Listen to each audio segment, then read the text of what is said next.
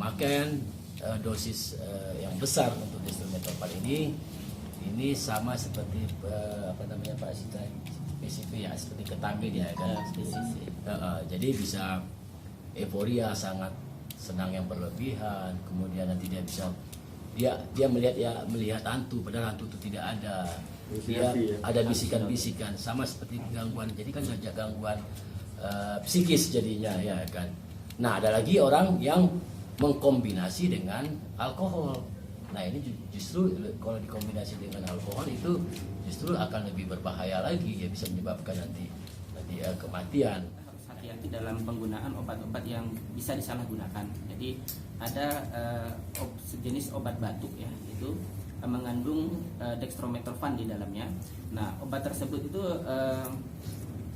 pernah disalahgunakan di beberapa tempat di beberapa tempat di Indonesia untuk obat-obat yang sifatnya halusinogen gitu, apalagi kemudian dicampur dengan minuman beralkohol. Nah, itu harus diwaspadai.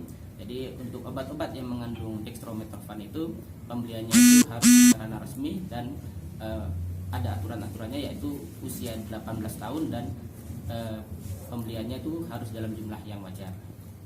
Karena penyalahgunaan obat itu sangat rentan sekali di kalangan anak-anak muda saat itu kan sudah ditarik, tetapi kalau dikombinasi dengan obat-obat yang lain itu masih bisa dipergunakan. Ada beberapa jenis di masyarakat yang masih bisa dipergunakan kalau dikombinasi dengan zat-zat kimia, zat derivat-derivat yang lainnya.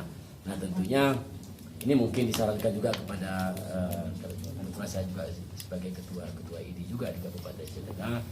Tentunya kemarin kita panggil ya kan, karena ini sangat berbahaya, apalagi ya kan pemakaian dosis yang besar untuk dextromethorphan ini sama seperti Pak Sita, PCP ya, seperti ketamid ya kan. Jadi bisa euforia, sangat senang yang berlebihan, kemudian nanti dia melihat hantu, padahal hantu itu tidak ada.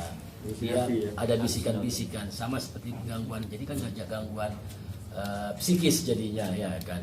Nah, ada lagi orang yang mengkombinasi dengan alkohol.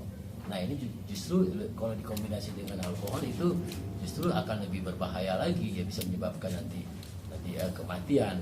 Nah, inilah mungkin bisa kita menghimbaukan kepada masyarakat, termasuk mungkin pengawasan daripada Lokapom juga, khususnya di apotek ataupun di toko obat berizin ya, obat berizin ya kan. Apabila masyarakat kita itu membeli itu ya kan, itu kan sudah ada acuan ya kan, seperti obat batuk tidak boleh mungkin lebih sekian. Tapi kalau sudah lebih dari sekian, dari 10, 20, 30, ini artinya ini sudah salah, sudah pasti nih ya kan, sudah pasti penyalahgunaan penggunaan obat. Mungkin bisa diinformasikan kepada